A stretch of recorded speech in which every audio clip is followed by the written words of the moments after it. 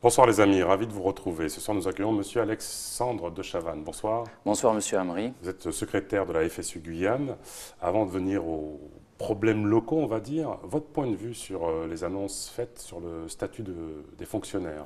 Oui, annonce faite par le ministre Darmanin, ministre des Comptes publics et non ministre de la fonction publique, c'était déjà une nouveauté.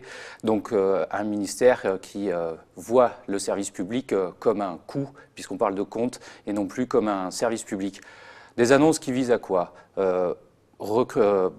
Possibilité de départ anticipé, recours à la précarité, et clairement destruction des services publics, c'est-à-dire remise en cause de la cohésion sociale et remise en cause de l'ensemble des droits des Français à bénéficier d'un service public de proximité.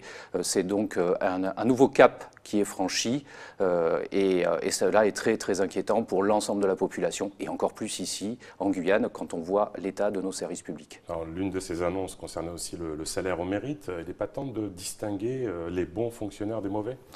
C'est pas nouveau, ça a déjà été fait par le passé, ces histoires de salaire au mérite. On a vu ce que ça a donné, c'est-à-dire que on peut tomber dans le piège de se dire finalement, peu importe la qualité, on rentre dans la rentabilité, donc on met les gens en concurrence, et qui en pâtit finalement, ce sont les usagers du service public, c'est-à-dire l'ensemble des citoyens. C'est très simple, vous prenez par exemple une infirmière dans un hôpital, dans un service d'urgence, si vous lui dites bah, votre rémunération sera basée sur le nombre de patients que vous pouvez traiter à l'heure, eh bien qu'est-ce qu'on fait? On optimise, et ça se fait au détriment de la qualité, et ça c'est pas acceptable.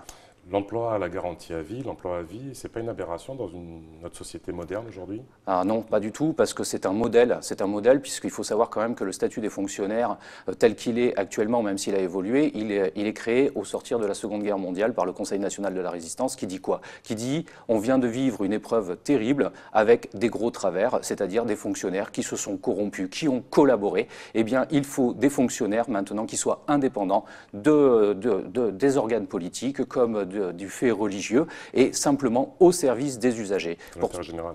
Tout à fait. Alors l'actualité guyanaise, elle a été marquée par la violence scolaire. Hein. Déjà, votre analyse sur cette violence qui semble entrer dans les établissements scolaires aujourd'hui? Alors non, elle ne semble pas entrer, elle y est déjà rentrée il y a quelques années puisqu'il y a eu des mouvements, mais en fait cette violence n'est pas cantonnée à l'éducation, c'est un phénomène de société qui est lié justement à des services publics qui ne sont plus en capacité de prendre en charge l'ensemble de la population et dans ce cas-là de l'éducation, l'ensemble des jeunes. Et donc comme ces établissements sont également saturés et qu'il y a de moins en moins de personnel pour accompagner ces jeunes, eh bien c'est aussi l'occasion des dérives et les violences sont une forme de ces dérives. Vous pensez que des effectifs moins grands dans les établissements scolaires est une des remédiations à la violence scolaire? Je vais vous donner simplement quelques comparatifs.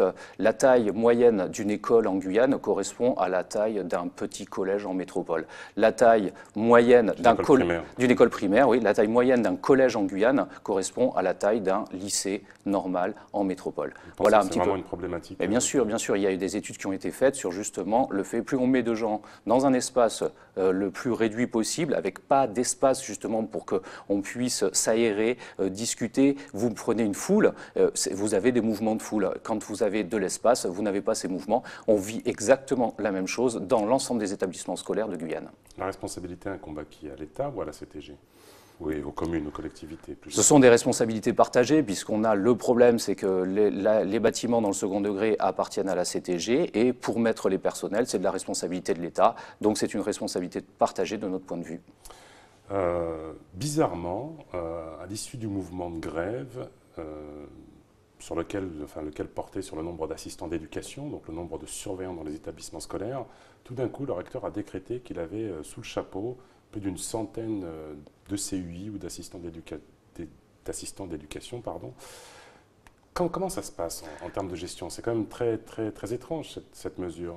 Cette mesure, l'ensemble des organisations syndicales qui appelaient à la grève au mois d'octobre avaient annoncé qu'il y aurait des difficultés. Le recteur le savait, il y avait des moyens prévus. Alors on se cache derrière des difficultés administratives de recrutement ou de contrat. Vous n'y croyez pas? Bien sûr que non, bien sûr que non. Maintenant, l'ensemble des organisations syndicales présentes dans ce mouvement s'est donné le temps de voir ce qui allait se passer au retour des vacances de carnaval. Et ensuite agiront si nécessaire. Donc potentiellement, des mouvements sont peut-être à prévoir. Potentiellement. Comment vous expliquez le différentiel entre la mobilisation historique du 28, qui portait avant tout, du 28 mars dernier, qui portait avant tout sur l'insécurité, et la faible mobilisation relative à la violence scolaire? Le 28 mars, on est parti sur un mouvement effectivement sur l'insécurité. Au départ, c'était le mot d'ordre, l'insécurité, mais pas que dans l'éducation, dans l'ensemble de la vie civile suite à des meurtres.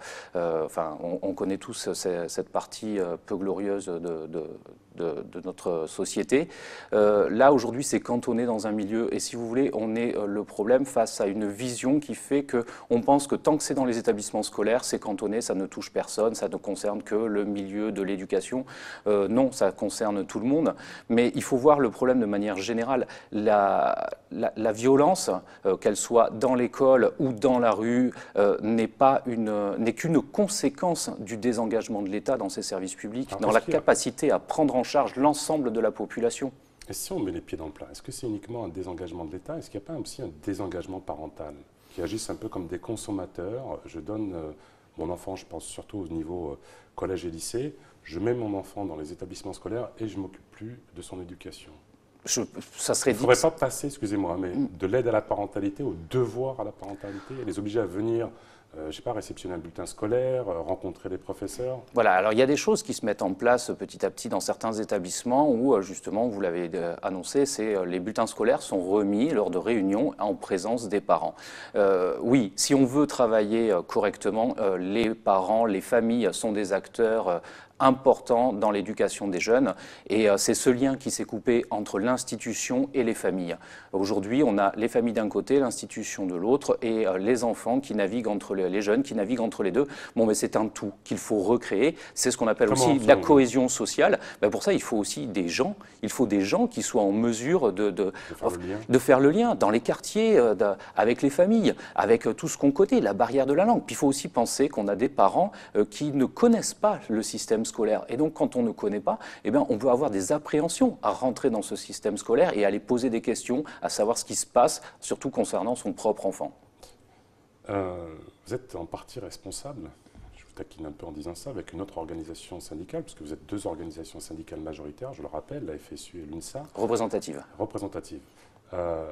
Finalement, les 12 semaines qui vont séparer la rentrée des vacances de Pâques, des grandes vacances, c'est énorme comme calendrier. Oui, alors vous parlez de responsabilité, justement. Justement, Monsieur Hamri, là-dessus, on va être très très clair. La FSU s'était positionnée contre cette proposition de calendrier qui avait été faite sous le recteur Touré pour des questions avant tout d'habitude et de tradition.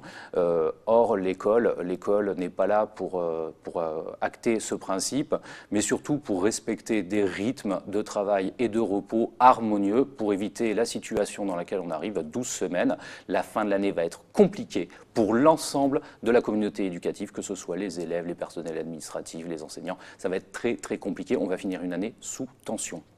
Monsieur De Chavannes, merci beaucoup d'avoir participé à cette émission. Merci à vous. Les amis, les programmes continuent sur ATV Guyane. Quand on fait des enfants, on s'en occupe.